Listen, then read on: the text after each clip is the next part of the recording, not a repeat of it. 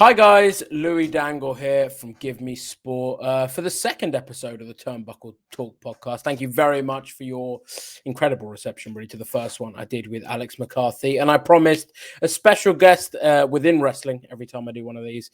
And they don't come much more reliable than the person I'm joined with right now. If something is broken by him, chances are pretty accurate. Here with Fightful, Sean Ross Sapp. Sean, firstly, congratulations, because I know on Twitter today, and by the time this is being recorded and released, you've announced a new contract with Fightful, not only breaking WWE and AEW contract news, breaking your own contract news. So congratulations on that. And how have you been holding up the past few weeks of wrestling craziness? It's been good. I mean, I was negotiating that deal right before All Out, so it was cool to put it out there. I'm excited to be with Fightful. I own part of the company now, a minority stake, but man, last weekend in Chicago was unreal. Like I was telling you off the air, like I didn't get much sleep, and geez, man, it was unreal. All the stuff going on there, and even then, I couldn't get anybody on the record to say yes, Adam Cole for sure is coming. By Friday, like I knew it was happening, but couldn't get that second confirmation. But damn, what a weekend, man! Sorry, it was. Didn't mean to curse there. Damn's fine. Oh. Yeah, damn it all. Is that like over here? Damn, I don't know whether I'm gonna get in trouble with our US side, but over here, yeah, damn's fine. I would have got scolded as a child if I said it. No. So I don't get jealous often. I don't have FOMO, but I have to say, when I saw the pictures of all you guys doing karaoke, I was sat there being like, that's cool. That more than all the stuff that happened at All Out. That's obviously cool to be there, and I think that will go down as like an all-timer pay-per-view for sure. But I wasn't so much jealous of that. It was the karaoke. But we'll get into talking about... It was so much fun. It looked fun. We'll get into talking about all of the craziness at All Out. Obviously, you mentioned Adam Cole there. We all knew Bryan was going to be there. Bryan Danielson now. The Adam Cole stuff. I mean, you were the first one to break that obviously his deal was coming up and had expired and he's trying a short-term extension. Talk to us a little bit about kind of that process for you and then getting to see him at All Out. So, like I actually Wrestling Inc. reported the news that the deal was coming up, but I had heard about it before. I tweeted a picture of the Radicals the day that they went to him. So from what I understand, when the Malachi Black situation happened, they were like, oh, we got to look at our contracts. And when they looked at the contracts, they were like, hey, Pete, hey, Adam, your deals are up in 3 days. And Adam told me this at the scrum after the show. He was like, it was a surprise to me too. I thought December. So I knew about it back then, and I couldn't get anyone in WWE to really say anything. Now, here was the line of thinking that I got. High-level people in WWE and NXT knew how loyal Adam Cole was to Shawn Michaels and Triple H and how well he had been booked and how happy he was, and he liked it there. They were hopeful they could keep him. This news wouldn't get out, and that would be that. There were some other people there that were like, well, we want to get ahead of this in case he goes to AEW. Well, they ended up being right. At first, I was like, y'all are kind of petty, but I'll take this news. But then that started to leak to other media members. And I was sitting there trying to get a confirmation for a long time, and they wouldn't do it. It got to the point I was talking to people from WWE about Adam Cole every single week, about like the meeting with Vince, about him finishing up with NXT, about when his contract was up and wasn't up, because that was a bit of a snafu a couple of weeks ago. And by last Monday, not this Monday, but the Monday before All Out, they were like, he's gone. He ain't coming back. Like, he hasn't told us, but he ain't coming back. And I mean, it says a lot when you got Bryan Danielson and Adam Cole, who said how happy they were in WWE, how much they liked working there. Bryan talked about how much he liked working for Vince, and they still left. I mean, we'll get on talking about the actual debut itself, but I assume you've heard the report from Meltzer about the pitch for Adam Cole. Sure. And to be the manager of, like, listen, manager of Keith Lee was the way it was phrased, and I know Meltzer's since gone on to sort of say that it wasn't like a Shawn Michaels and Diesel kind of partnership, which I think people hoped it was. It was going to be more like a Lashley and Leo Rush, where kind of Adam Cole listen, Leo Rush is great and a great wrestler, but Adam Cole's Adam Cole. So to put him in that role where he can't do what he's best at, and that's saying something because he's great on the mic as well, was surprising to a lot of people. So when you hear stuff like that, like for me, I'm not that surprised. It's like, hey, get to work with your best friends in one of the best storylines in wrestling, or get to be just a mouthpiece that doesn't really wrestle. Like, it's a pretty easy decision to make. Yeah, and if that's what Vince McMahon has for Adam Cole, I don't know what more you need to see that Vince McMahon is not the gauge of who is a star in wrestling anymore, because it's just not the case. There are so many people that we thought, even like everybody thought, that he would push Rusev to the moon. And now we're seeing Miro being exactly what we knew that he could be outside the auspices of WWE. There's so many names that we thought that would be slam dunks for him that everybody swore Mandy Rose was going to get pushed to the top of the card. Look at her. She's this ripped, model-looking blonde girl. Well, she's back in NXT now. She never got that much. It's hard to know who is on Vince's like top-tier list anymore, because even on the main roster, outside of Roman Reigns and Damian Priest at this point, everybody gets beat to some degree. Like, you can't even run it off of who's undefeated and who's getting a push and consistent wins, because it's always somebody getting beaten anymore. And I can't predict it. Like, I don't know who Vince McMahon is going to like. Now, a lot of people have said, well, Adam Cole's a small guy. I don't care. A lot of MMA fighters that I look at are really small too. There weren't going to be a lot of people that looked at Anderson Silva and said, oh my gosh, he looks like Roman Reigns. But there's also not going to be a lot of people back then that would be like, oh, Anderson Silva can't beat up people, because he can. And this is fake wrestling, not real wrestling. Yes. Fake. If somebody is booked to be a superstar and they can pull it off convincingly, then they can pull it off. Yeah, and the thing is with Adam Cole, he's great. We all know he's great. We all love him. And when you look at those two options that are presented to him, being with the Elite or being with Keith Lee, you kind of see why. And I mean, that moment where he comes out and it was like, okay, I said I didn't even want them to debut on the same show. Yeah. And then they debut within a minute of each other, and it's perfect. I thought it was perfect. And it's one of those instances where I was like, right, at the end of the day, these people are paid to book a wrestling show, and that's why they do it better than I do. But your reaction being there, did it feel like you were watching an all-time event? Because when I don't know if people know this. So I watched this with Anthony Ogogo, and we were together watching the pay-per-view at a pub in London. And I saw him mark out, and he's part of the roster. Yeah. So it was just crazy to see. And we were sat there afterwards, and we were like, we've just watched I think an all-time great wrestling segment, an all-time great ending segment for a pay-per-view. And an all-time great pay-per-view. Like, I wasn't even sort of alive and watching wrestling at the time, but well, I was alive. But WrestleMania X7 only feels like the one retrospectively that I've gone back and watched that has been up to that level. So, I mean, for you being there live, did it feel like, all right, we're watching something honestly quite special here? Yeah. And I honestly, when Adam Cole came out, I was like, oh my God, they're going to hold off Daniel Bryan. And then as soon as he kicked Jungle Boy, I was like, no, they're not. They're running them rapid fire. And for everybody that says, oh, you got to spread them out, and I was one of them. No. Me too. And that's what I love, Louis, about covering AEW. I don't know what they're going to do. I can't predict the way they're going to go.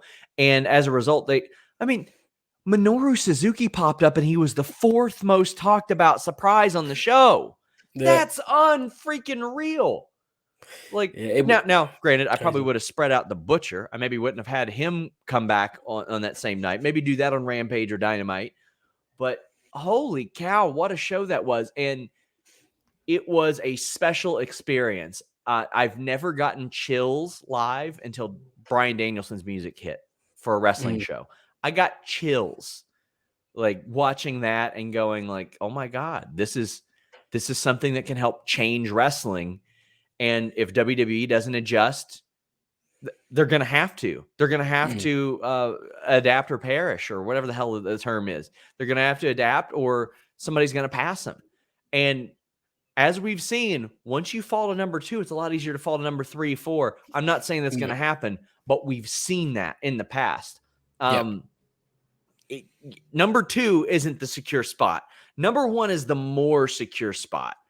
And I think AEW has a real shot at becoming that because people want to go there, and the people that go to the shows want to be there. Yeah, and it just seems like a rewarding experience for everyone involved. I know John Albert, I think he tweeted this, I think it was him, about how different it is being at a WWE show to an AEW show and that experience there. And listen, AEW for me, it is putting on some great stuff right now. And when I saw coming back from London when I was watching the pay-per-view, the thought crossed my mind, did they sort of, the Delta variant is going crazy at the moment, particularly on your side of things. Do you think that maybe things were not rushed, but moved forward in case, listen, we might not be having fans for much longer? Do you think that, or full capacity, do you think that maybe AEW saw this opportunity of, right, we're on pay-per-view, we got this big stage, there's going to be a lot of people for CM Punk here, and we don't know when we're going to have like a full stadium or when that's going to be taken away. Let's do everything now. Or do you think that it just worked well and they thought, hey, let's do it? This is just speculation, but I mean, I think they were covering all their bases by, I mean, I don't think it's a coincidence they've got Universal booked this weekend and they've got the ability to go to Daily Place. Like, in case stuff happens, they've got that ready. They've got that good to go. However, I don't think that it will go back. I think WWE really dug in their heels and said, oh, no, we're not going back to the Thunderdome. By the way, here's our 2021 schedule through the rest of the year. I think that if it gets bad enough, AEW will just require vaccinations at their shows, and that will be it. They're already require masks, and nobody wears them, which is dumb. But I think they'll just require vaccinations if it gets bad enough. Yeah, I mean it's an exciting few months for AEW. Regardless, obviously the hope is you don't want anyone. The performers love it, but you obviously don't want the no fan situation to return. And someone who's going to be having a big few months, anyways, Daniel Bryan. Obviously, he debuted at the end of the pay-per-view. I mean, it's crazy to think about. I've in the show I used to do with Alex McCarthy, Wrestling Daily, I notably said when the whole report, I think it's probably you that reported it, safe bet, that Daniel Bryan had left WWE and his contract was up. I was like, yeah, he'll resign. He'll resign. There's no way he's going to AEW. And I know you said as much, that people within WWE or AEW, one of the two, correct me if I'm wrong, I think you said that the expectation was that he would resign with WWE. And then fast forward a few months, he's ending AEW's biggest pay-per-view of the year, just swearing his head off, which I quite like. He's just dropping F-bombs all over the place, man. It's brilliant. That was another one. Damn did not fly for Bryan Danielson. He was ready to let it go. That was another one. It was the karaoke and getting to speak to him at the media scrum that I was slightly jealous over. I mean, for me, he's one of the best wrestlers ever to ever do it. Promo guy, heel, babyface, what he can do in the ring. How big of an acquisition do you think this is for AEW? And sort of comparing this to CM Punk, where do you sort of think they rank? Like, if you were told, right, we can get one, who would be the one that you think, right, this is the guy we've got to get? Out of Punk, Bryan, and Cole. It'd be Punk, just because Punk, we've seen what Bryan Danielson and Adam Cole can do over the last several years. We have not seen what CM Punk has done. Like, to me, that was such a gigantic needle mover for them. Like, I mean, I can tell you it was a giant needle mover for me personally because we broke the story. I mean, it completely changed my life. But, I mean, look at what bringing all three of them did. 1.3 million viewers on Wednesday. And this is coming from, I mean, that's the most they've had since their debut show, 1.4 million. And you look around at other wrestling shows, they ain't moving up. They're not, their viewership isn't ticking upwards, with the exception of SmackDown here and there. SmackDown has done a little bit better of late, but even then they are significantly lower. SmackDown is significantly lower than where they were in December, January, February before the pandemic. In February, SmackDown was hitting 2.7 million. Now they're like 2.1 million. AEW's gone up, and I know they don't have the competition on Wednesdays anymore, but neither does NXT, and they've went significantly down. So the proof is in the pudding. You put on compelling, interesting, sensical shows with big stars and good surprises and things that matter. More people are gonna watch it. Yeah, I mean, on the note of the viewership, I presume tonight SmackDown will do pretty well. Being at MSG, they got some big stuff announced. Brock's there. I know Cena's advertised, maybe just for the live crowd, because he's not actually been advertised for the show, kind of like he was doing in the lead up to SummerSlam. Edge and Rollins. I predict tonight will probably be pretty good. But you mentioned the surprise there for AEW, and I know I've spoken to you about this privately, and I've asked you about it. But you obviously broke the Punk news that he was in talks with AEW. Never outright said he'd be at All Out, or didn't in your initial at the August 20th show. Didn't not at least in your initial report. And I've spoken to you about this privately, and I've asked you privately just out of curiosity. AEW did this weird thing where they didn't say he wasn't going to be there, but they said he was going to be there in as many ways. Like if they didn't, AEW's had this thing where with the Christian debut, they were accused of false advertising, but they didn't. They never said anyone was going to be there, and exactly what the description was what Christian was. But with this one, if Punk hadn't have showed up, I would have been like, okay, they essentially just said Punk was going to be there and he wasn't there. But they struck this balance between not saying he was going to be there, but essentially saying he was going to be there.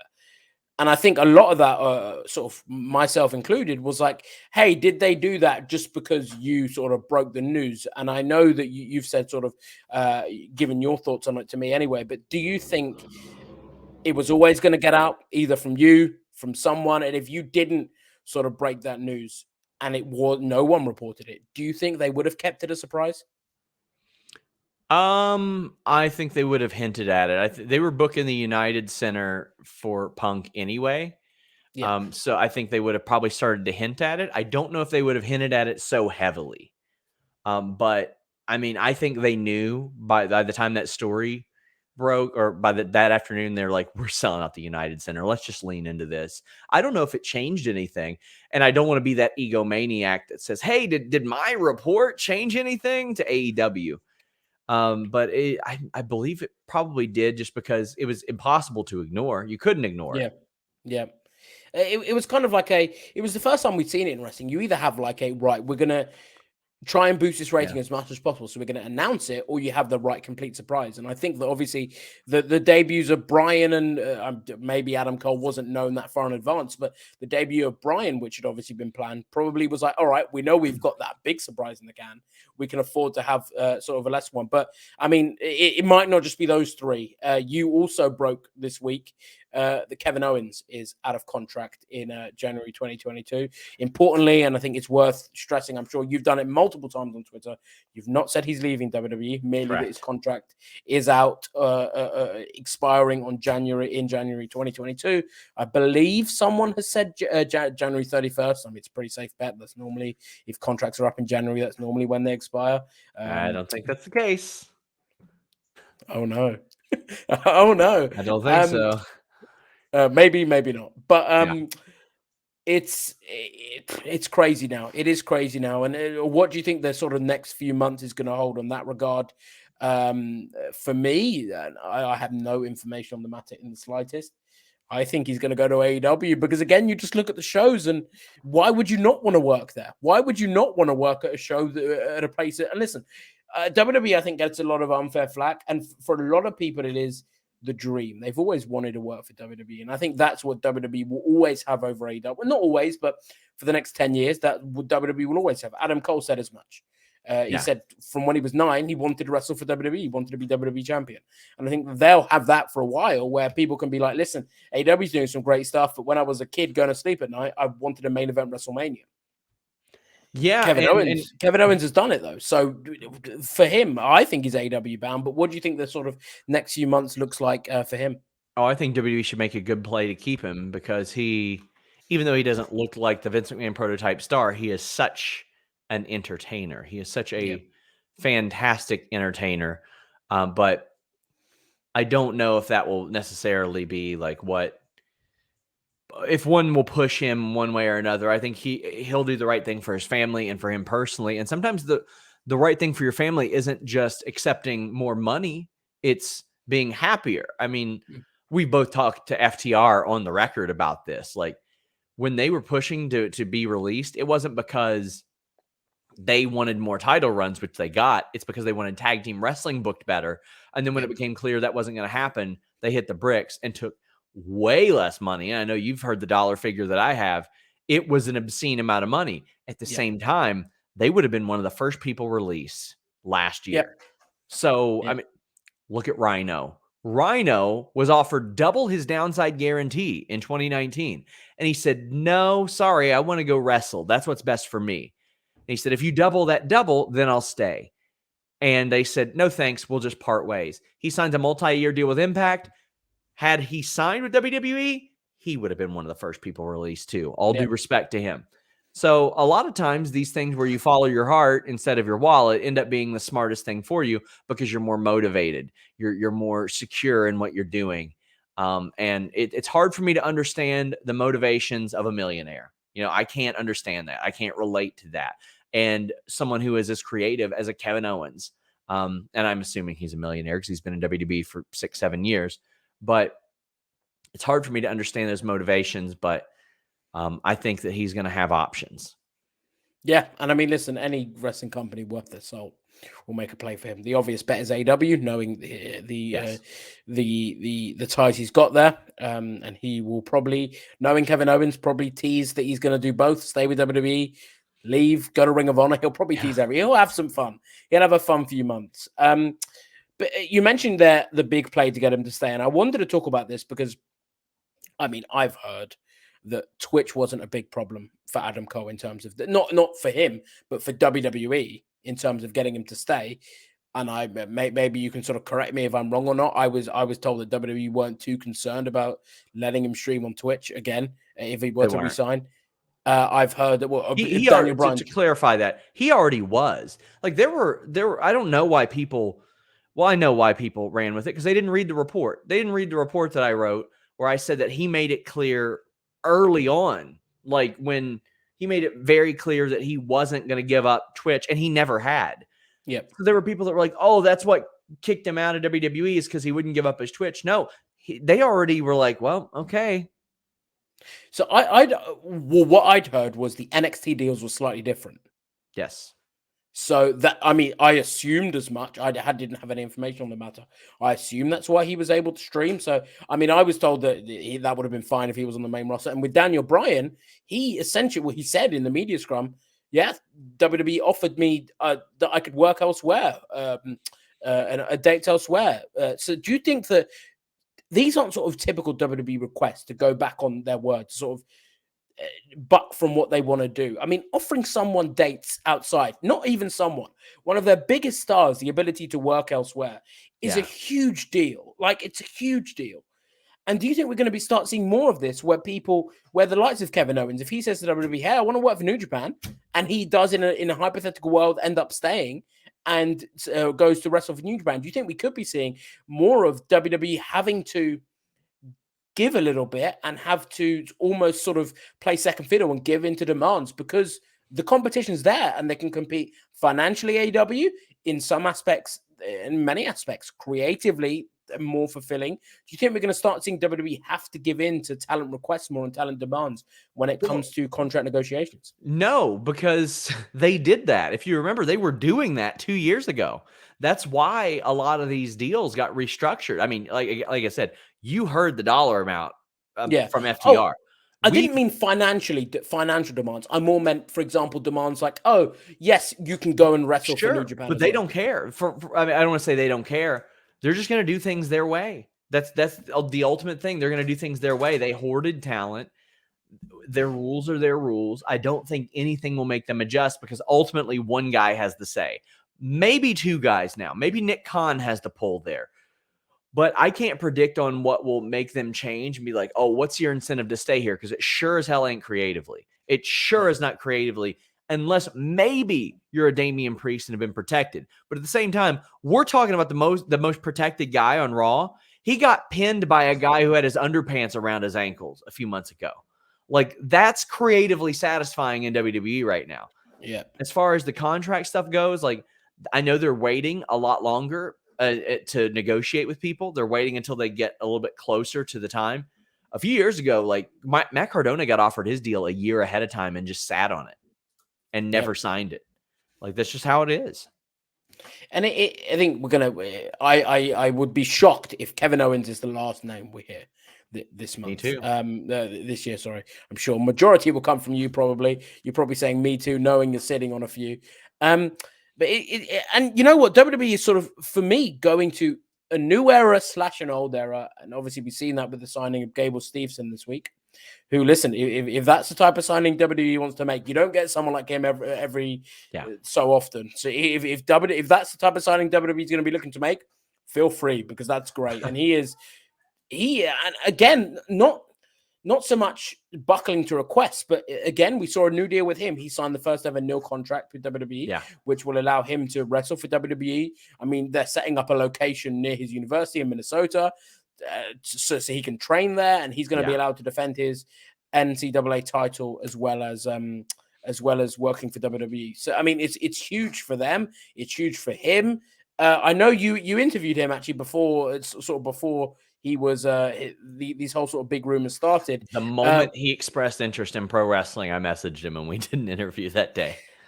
How do you feel about sort of him signing for WWE? What do you think his future looks like? Do you think he's someone that we could see fast tracked right up? Because it kind of looks like it.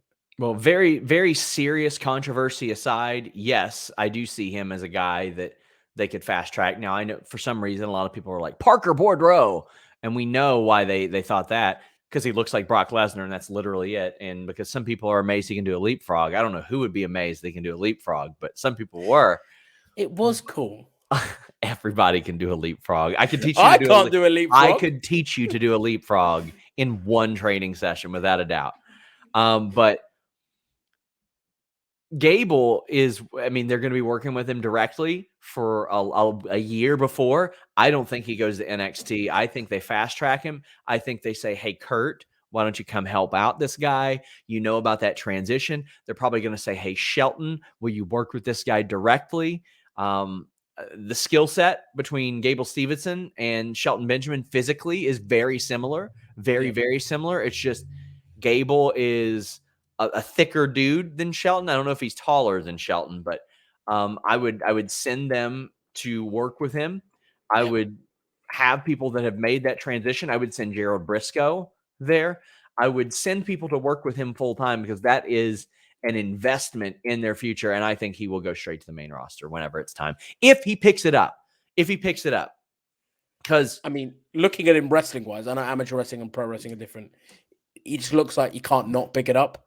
Well, I mean, I can tell you from personal experience, I was a very, very low-level catch wrestler, amateur wrestler, and doing 3/4 rolls, back bumps, side falls, front falls, all that stuff. You learn how to fall when you train legitimate wrestling.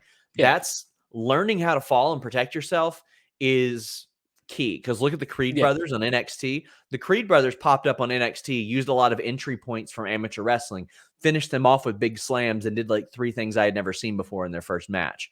Gable Stevenson is more than capable of that, and he can do like round offs and handsprings and all that stuff as well. So he's got certain physical gifts that most people don't have. But beyond that, he's got the instincts. One of the best thing about amateur wrestlers' instincts for pro wrestling is they're natural. Like, you're always keeping your shoulders off the mat. You never want your shoulders on the mat. So it adds an element of realism when you employ that, you apply that to your pro wrestling training, and you're always keeping that one shoulder up. That is always such an integral thing in that transition. I mean, like, on the note of him sort of working with people, I probably think he won't be on the show. I'd be surprised if he's not on SmackDown tonight talking to Brock Lesnar. Who? Gable? Yeah. Really? You think he'll be on the show? No, he won't be on the show. Okay. I think he'll be backstage. I mean, I'm sure he's going to want to. I mean, because I know he and Shelton and Brock were sort of in the university he's at. I said that right. And obviously his brother's with WWE now. Bobby signed the week before last. And he had been around for a while. Like they was just informal, but yeah, he had been around the PC. Bobby had for quite a while. And I mean, you could obviously do something with those two as well. Obviously, I think people have thrown around the Steiner brothers comparison, whether right or wrong. But could be something there. But I think it's going to be very exciting. And when people hear the no more indie guys reports coming out of NXT, you do start to worry. But I think if the signing is going to be on this level where they're athletes at WWE looking they can mold, I think Gable Stevenson's a great investment for sure. If they can produce John Cena, Dave Bautista, Randy Orton, Shelton Benjamin, and Charlie Haas like they used to, then this wouldn't be a concern. I wouldn't be that worried about them not signing a bunch of indie people. But the reality is they created those guys. And then over the next 3 years after 2002, there wasn't anybody. And then they were like, you know what? I think we should probably sign that CM Punk fella. I think we should probably start pulling some people from TNA. We need to get Monty Brown from TNA. It became very clear that that was a phenomenon, or maybe just the people in charge were really good at it, and things have changed. And now I got flack for saying this a couple weeks or maybe a month ago. Vince McMahon doesn't produce stars. He doesn't. They sign stars, or Triple H makes stars, and then Vince tries to hold on. In the Fox USA era, the new deal, he hasn't made any. Before that, you could say Braun Strowman. He made him. Where's Braun Strowman at? Before that, you can say, okay, Bray Wyatt benefited an awful lot from moving up from NXT. All right, where's he at? Before that, it's probably The Shield. Yeah. Charlotte Flair's one that has been more over. Becky Lynch got over in spite of WWE. Yeah. Bayley, it took them like 4 or 5 years before she really got where she was. And even then, Sasha, Charlotte, and Bayley were really top notch in NXT to a level Becky wasn't. And before that, you got to go back to The Shield. The Shield were made by WWE, made by Vince McMahon. And since then, I don't know what has replicated it. Yeah, and I think we could be in a situation where, WWE might miss out on indie talent for a few years, but we'll probably be sitting here in a few years' time going, hey, WWE has realized they're not making any stars, so we'll go and sign some again, and I think the recruitment policy could change. One thing I did want to touch on, obviously, I'm sure Sean will echo my thoughts in this. To Triple H, best wishes go out to him. Yes. He had his cardiac event this week, WWE confirmed. So it wasn't reported or rumored. I don't think something like that would be, but WWE confirmed this week that he had a cardiac incident, had undergone a successful procedure with the cardiac incident brought on by a genetic condition. He underwent a successful procedure. I know you tweeted he was doing fine with people, or doing a better from people. The company told me. Yeah, people you spoke to within WWE. Obviously, thoughts go out to him, his family, the whole McMahon family, the entire WWE family. Because, I mean, you listen to these interviews that people do post leaving WWE. People only have great things to say about Triple H. So I'm sure that his health was a concern to many. So obviously, our thoughts go out to him from everyone here at GiveMeSport. And so sure Sean echoes that as well. Hope to see him back. Or back at here he's back at shows, here he's on TV and doing healthy. That's the main thing. But obviously thoughts and prayers go out to him right now. I heard from WWE shortly before the news was announced, and they gave us the courtesy of letting us know what the deal was and what was going on. And I asked how he was doing, and they said that he's expected to make a full recovery, and that's very fortunate. You hate to hear anything like that. All love to Triple H and WWE on that matter, because that really sucks.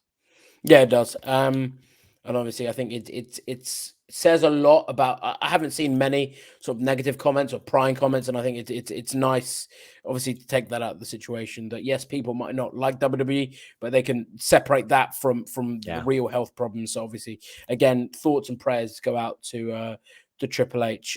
Before we wrap up, we did have some very good questions here from the people, the fine folk I asked on Twitter. Some good ones, some less good ones, but all interesting nonetheless. We had one question. I don't know whether you've seen the whole Slice Wrestling I sure have debacle today. I mean, I personally messaged Cultaholic, and I was like, "What are you doing? Like, what? This you got to know better than this." And even beyond that, Slice stole that from Wrestling Republic. Like they stole that piece of news from an emerging outlet, which, I haven't vetted this story. I don't know if it's true or not, but they reported it first and Slice stole it. But beyond that, how do you believe Slice Wrestling for anything? Come on. I mean, listen, everyone has speculated that WWE's looking to sell it. For me, if I was looking to make up a report, it's a fine one to make up. Obviously, Sure. nothing's fine to make up, but you can be the first person that goes, "Hey, I broke the WWE was looking to sell to Disney in a few months if it ends up happening, or a few years." Because look, if WWE is looking to sell, it's been speculated. Disney are probably going to be one of the people on that list. Yeah. Cool. So, but someone here, Dustin Lewis asks, "Do you guys believe the report from Science Wrestling?" I know we're not going to answer that part, but do you believe that WWE is looking to sell within the next 18 months? Do you think that's something we could be seeing WWE sell within the next 18 months? Call it. The next couple 2-3 years, I think it's possible. I definitely think it's possible. Yeah.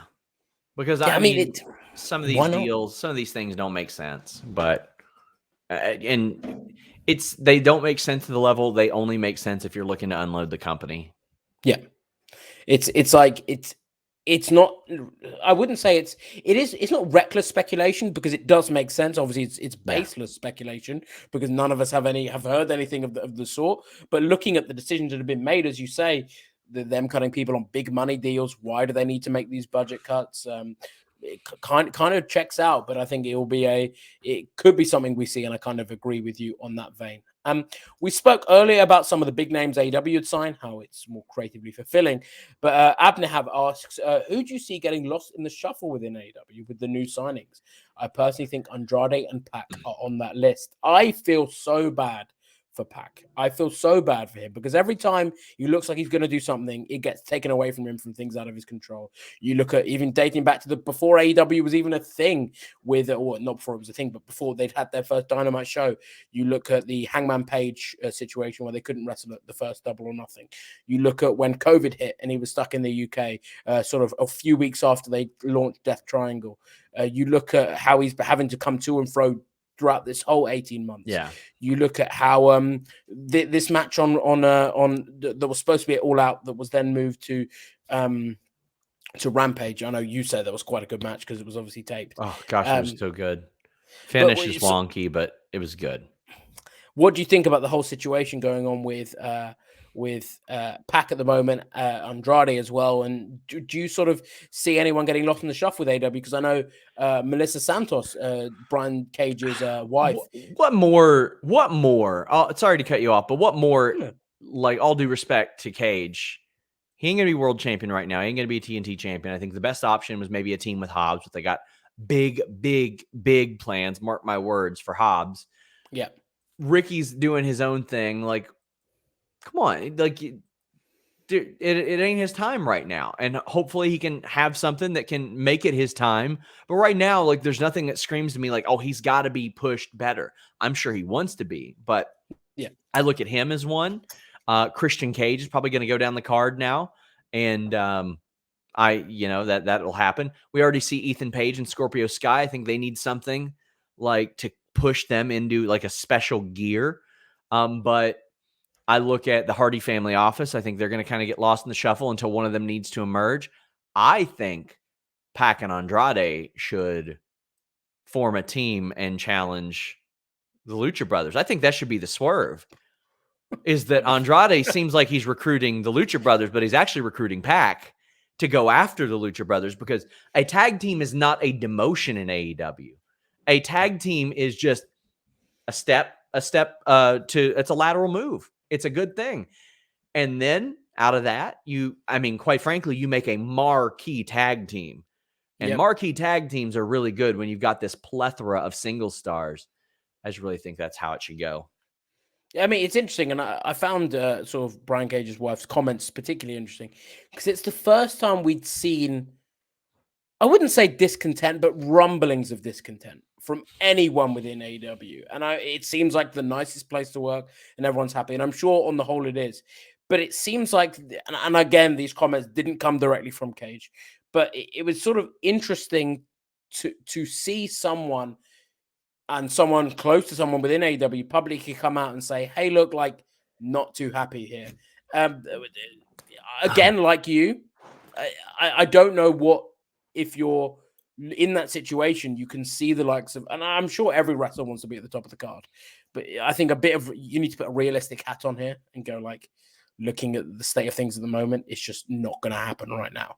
I agree with you, though. I think that a team with Hobbs was probably the best fit because AEW don't really have that two huge men team. Yep, I agree. I think that could be like their Road Warriors type of thing. Like they just destroyed people, but I know they got other plans for Hobbs, and I don't know what the plans are for Cage, but you know what? And again, all due respect to Cage, he's been nice every time I met him and all that. I haven't seen that breakout match. I've seen him have 10 to 15 other matches anywhere else that are better than anything I've seen him have in AEW. Yep. I do agree with you on that note. One here from Animal who says, how would you book Kevin Steen in AEW?